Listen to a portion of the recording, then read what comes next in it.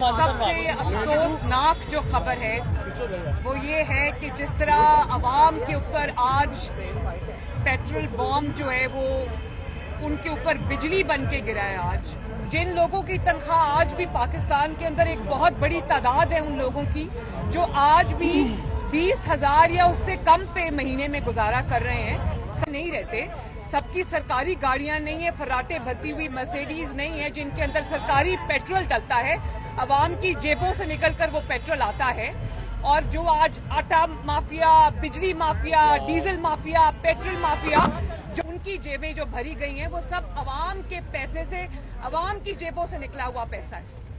اور عوام کا کیا قصور ہے کہ وہ اس نالائق اور نااہل حکومت کا زیر عتاب ہے. روز ایک نئی قیامت ان کے اوپر ٹوٹتی ہے اور جو ہمارا حکمران بن کے بیٹھا ہے وہ اتنا بے حس شخص ہے کہ اس کو یہ احساس نہیں ہے, وہ جوڑ توڑ میں مصروف ہے.